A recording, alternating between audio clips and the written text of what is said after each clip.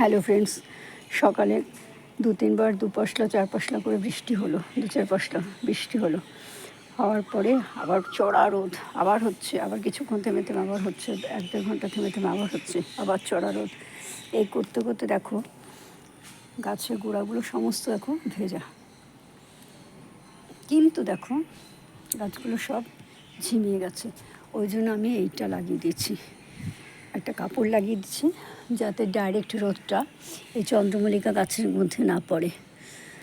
আর বেগুন গাছটা দেখো পুরো ঝিমিয়ে গেছিলো, কিন্তু গোড়া মাটি ভেজা ছিল, ওপরটা ভেজা ছিল মনে হয়, ভেতর নিচটা মনে হয় শুকনো ছিল। তারপর আমি আবার জল দিলাম, এইটাতে জল দিলাম, এইটাতে জল দিলাম, আর এইখানে জল দিলাম। তারপর ফলে এই দেখলাম গাছগুলো একটুখানি তাজা হয়েছে, মানে স্বাভাবিক হয়েছে। অথচ দেখো হিসাব মতে প্রকৃতি আমাদের অকৃপণ হাতে এত বৃষ্টি দিচ্ছে, তার দানের তো কোনো তুলনা নেই, সেখানে তো কৃপণ হওয়ার কোনো প্রশ্ন আসে না। তবু সত্ত্বেও দেখো গাছগুলো কীভাবে ঝিমিয়ে পড়ছে। আর একটা জিনিস দেখো, এতদিন ধরে লঙ্কা গাছের পাতাগুলো দেখো কি সুন্দর ছিল, বৃষ্টি হওয়ার পরে গাছের পাতা ছিঁড়ে যায়, কিন্তু এই বৃষ্টির পরে দেখো আমার গাছের পাতাগুলো কীরকম হয়েছে। অবশ্যই আমি এগুলো সব মাথাগুলো কেটে দেবো, যেখানে ফুল আছে সেই কটা বাদ দিয়ে সব মাথাগুলো কেটে দেবো। কালকের দিনটা যাক, তাহলে তো আর কোনো চাপ নেই। আর এই দেখো আমার সমস্ত আদা গাছ, তারপর হলুদ গাছ সব দেখো বেরিয়ে গেছে। এই দেখো,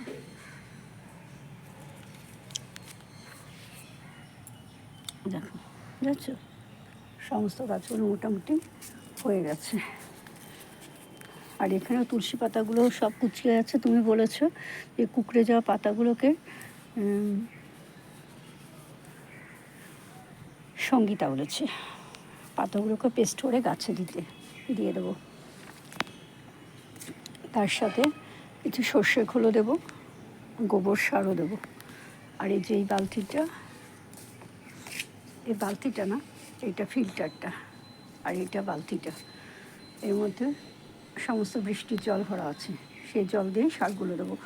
আর এইটা এখন কিছু মোচা কাটবো, কালকে 2টো মোচা কেটেছি, আজকে 2টো মোচা কাটবো, আর থোড় কেটে রেখে দেবো। সেই খোসাগুলো ভালো করে কুচি কুচি করে সমস্ত গাছের গোড়া দেবো। আর বেগুনটা দেখো পচে আছে, বেগুনটাকে আমি ইচ্ছা করে রেখেছে পচে আর কি। আর এই দেখো এইটা হলো আমাদা গাছটা, আমাদা গাছটা কত সুন্দর বেড়েছে।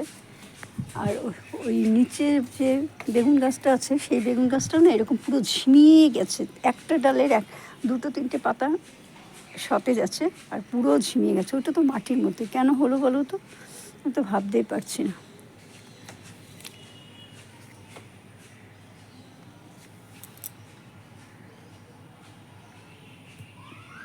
এই গাছটা বেশ ভালো লাগে আমার, এইটুকুনি মাছের মধ্যে কি সুন্দর না, ফল হোক না হোক দেখতে তো বেশ ভালো লাগে, খুব সুন্দর লাগে, খুব চোখে লাগার মতন। আরে দেখো এই ফুলগুলো কি সুন্দর হয়েছে, কত ফুল হয়েছে দেখো। আরে দেখো চাল কুমড়ো ফুল গাছে, ফুল গাছে বলছি, চাল কুমড়ো গাছে দেখো ফুলের মতন এসছে, এবার মনে হয় ফুল হবে। ফল হোক না ফুল হবে, তো সেটা দেখেও তো আনন্দ, বলো, তাতেই মনটা কতটা ভরে যায় না। আর এই যে আমার মূলো গাছে দেখো ফুল এসেছে, মূলো হোক না হোক ফুল তো আসছে। এই ফুলগুলো থেকে আবার বীজ হবে, এই বীজগুলো আবার শুকিয়ে আবার বীজ ছড়িয়ে দেবো, গাছ হবে। আর পাট শাকগুলো মাথাগুলো এরকম হচ্ছে কেন, এইটা বৃষ্টি হওয়ার পরে পাট শাকের মাথাগুলো সমস্ত নষ্ট হয়ে গেল কেন বলো তো। আমরা পাট শাকের প্যালকা খুব ভালো খাই, ওই নানা রকম সবজি দিয়ে, তারপর এঁচোড়ের বীজ ছোট ছোট করে কুচি কুচি করে কেটে, আর এই যে এই পাট শাকগুলো আছে না এরকমভাবে বেঁধে এটাকে গিট মেরে এত সুন্দর লাগে, নামানোর আগে একটু আদা বাটা আর একটু সর্ষে পোস্ত দিয়ে নামিয়ে মেথি ফোড়ন দিয়ে অসাধারণ খেতে লাগে। যে বাজারে একবার খেয়েছে তারা কখনো স্বাদ বলবে না। আর এই দেখো আমার সুইট কর্ন গাছটা,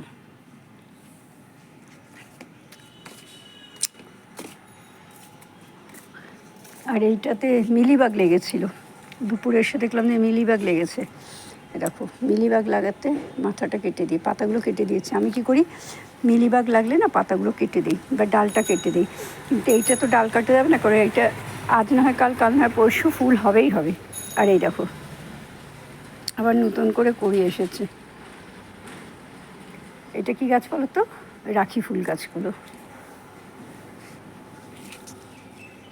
নয়নতারা ফুলগুলো আগে অত গুরুত্ব দিতাম না, এখন দেখি বাগানে নয়নতারা ফুলগুলো এত সুন্দর লাগে, বাগান ভরে গেছে ফুল, দেখতেও ভালো লাগে। আর এখন রাস্তাঘাটে যেখানেই যাবে সব বাড়িতেই তুমি দেখবে হাইব্রিড না, হাইব্রিড যে সবাই লাগে তা কিন্তু না, নর্মাল নয়নতারা ফুল গাছগুলো সবার বাড়িতে। আর বাগান ভরে ভরে ফুল, কি সুন্দর যে লাগে দেখার মতন। আর আমার এই যে গাছটা আছে, এই গাছটাতে কী হচ্ছে, একটা দুটো করে ফুল হচ্ছে, একবারে বেশ ঝাঁকে ঝাঁকে ফুল হবে সেটা হবে না। আমার বন্ধুর বাড়ি থেকে যে কালকে যে জবা ফুলের বাগানের ভিডিওটা করেছিলাম না, সে ওর বাড়িতে দেখলাম ঝুমকো জুঁই ফুলের গাছ, এত সুন্দর ফুল তোমাকে কি বলবো, বড় এরকম বড় বড় থোকা থোকা। আরে এইটা কী ফুল গাছ রে? সোমা বললো এটা ঝুমকো জুঁই ফুল গাছ। আমি আমারও গাছ আছে, আমার গাছে এরকম হয়নি। বল তোর কীরকম গাছ? এরকম ছি না। আমি বলছি তোর গাছটা কী? বলছে আমার গাছটা লতানো। আমি বলছি ও আমার গাছটা লতানো না, আমার গাছটা এমনি। ঠিক আছে, দেখা যাক। আমাকে তো বলা হয়েছে যে মোটামুটি জায়গা বড় না হলে হবে না। ঠিক আছে, আমার তো এরকম ঝুড়ি রয়েছে, এরকম ঝুড়ি তো অনেকগুলো কিনেছি। আসলে কী হচ্ছে, ঝুড়ি তো অনেক কিনেছি গাছ লাগাবার জন্য, সব ঝুড়ি তো সবজি রাখার কাজে লেগে গেছে। সবগুলো সবজি রাখা হয়েছে, কোনোটাতে আম, কোনোটাতে পেঁয়াজ রসুন, কোনোটাতে আলু আদা, কোনোটাতে বেগুন, এই করে করে 5-6খানা ঝুড়ি সবই কাজে লেগে যাচ্ছে। ভাবলাম ঘরে এখন আছে কেন ব্যবহার করব না, এ করতে গিয়ে আমার সমস্ত গণ্ডগোল হয়েছে। আর এ দেখো নীলকণ্ঠ ফুল গাছটা কেমন সুন্দর বেড়ে উঠেছে আপন গতিতে। আর শিউলি ফুল গাছের পাতাগুলো দেখো পেকে শুকিয়ে শুকিয়ে আছে। আর কি, আর কিছুদিন বাদেই তো এসে গেল পুজো রব। সেপ্টেম্বর মাসে তো মাসে বছরে বোধহয় সেপ্টেম্বর মাসে দুর্গাপুজো হবে, আর সেই সময় হবে না। তারপরে আর আমি নিচে যে পদ্ম ফুল গাছগুলো আছে সব গাছগুলোকে কেটে উড়িয়ে দেবো, ছোটো একদম ছোট করে দেবো, কারণ অনেক বড় হয়েছে। কারণ এরপরে এত বড় হয়ে গেলে বাগানটাও পুরো ঢাকা পুরো আছে, অন্ধকার, নিচের গাছগুলো সব ছায়া পড়ে যাচ্ছে। যা করার, শনিবার দিন আমার একটা পুজো আছে, সেই পুজো আমার মনসা মন্দিরে, যে মন্দির থেকে আমার বিয়ের সম্বন্ধ হয়েছিল, যেখান থেকে আমার বিয়ে ঠিক হয়েছিল, ওই মন্দিরে একটা পুজো আছে আমার, তো সেই জন্য ওখানে কিছুই করা যাবে না। আর এই দেখো কুমড়ো গাছটাও নিতে গেছে, ও কেটে নেব কালকে সন্ধ্যাবেলা লাগবে, পরশুদিন সকালে। পরশুদিন কী বার হচ্ছে?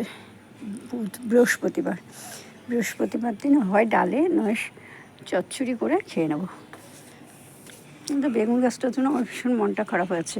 আর এইটা দিয়ে দিয়েছি, এবার দেখা যাক রোদটা সরাসরি না পড়লে যদি হয়, আর তা না হলে কী করবো, একটা কাপড় খুলে না এই গাছটার উপরে দিয়ে দেবো, বৃষ্টিতে ভিজবে, আবার রোদের তাপটাও কম লাগবে।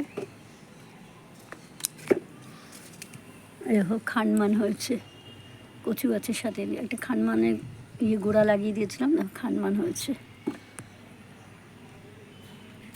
আসলে আমার যেটা সমস্যা গেছে তোমরা ঠিক বুঝবে না, আমার মাটি তোলাটা হয়ে গেছে বড় সমস্যা। কারণ ওই নিচ থেকে অত মাটি তোলা আমার পক্ষে সম্ভব না। এমনি তো আমার বা হাতটা তো ঠিক নেই না, বা হাতটার ওপর প্রচুর আঘাত হয়েছে, যার ফলে আমার বা হাতটা একটু কমজোর হয়ে গেছে। সেইখানে 10,000 টাকা দিয়ে 3টে সিটিং নিয়েছিলাম, নিয়ে সঞ্জয় সরকারের কাছ থেকে তারপরে হাতটা তুলতে পেরেছে, সেই ইউএসের ডাক্তার। নবান্নর ওখানে, কোথাও আমার কোন্নগরে বাড়ি, কোথাও আমি নবান্নতে গিয়ে ট্রিটমেন্ট করতে হতো, সারাদিন চলে যেত। সকাল 8টায় বেরোতাম আর বাড়িতে ফিরতাম রাত্রি 8:30, 9টা, 10টা। তারপর ট্রেনের ব্যাপার ছিল, ট্রেন বাস।